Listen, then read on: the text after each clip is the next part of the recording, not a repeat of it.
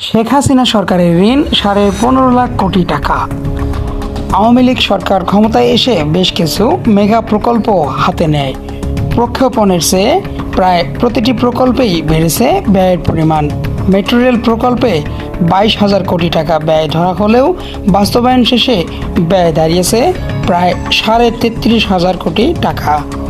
এর মধ্যে জাইকা থেকে নেওয়া ঋণের পরিমাণ 19,718 কোটি টাকা। এভাবেই 8,500 কোটি টাকা বঙ্গবন্ধু টানেল নির্মাণে শেষ পর্যন্ত ব্যয় ধরা হয়েছে 10,689 কোটি টাকা। এই প্রকল্প বাস্তবায়নে চীন থেকে ঋণ নেওয়া হয়েছে 6,000 কোটি টাকারও বেশি। এর বাইরে আরও কয়েকটি মেগা প্রকল্প বাস্তবায়ন করেছে সরকার।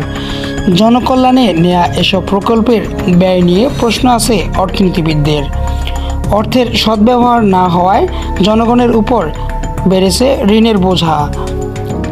জানা গেছে, 1.5 দশকে শেখ হাসিনার সরকার দেশি বিদেশি উৎস থেকে ঋণ নিয়েছে 15.5 লাখ কোটি টাকারও বেশি। সরকারের পরিচালনার ব্যয় এবং উন্নয়ন প্রকল্প বাস্তবায়নের কথা বলে এসব ঋণ নেওয়া হয়। অর্থনীতিবিদরা বলছেন, দুর্নীতি আর লুটপাটের কারণে অস্বাভাবিকভাবে বেড়ে চলেছে সরকারি ঋণের পরিমাণ। বিদেশে পাচার হওয়া অর্থের বড় অংশই দুর্নীতির টাকা বলেও মন্তব্য করেন তারা। এতে বিদেশি ঋণ পরিশোধের ঝুঁকিতে পড়তে যাচ্ছে বাংলাদেশ।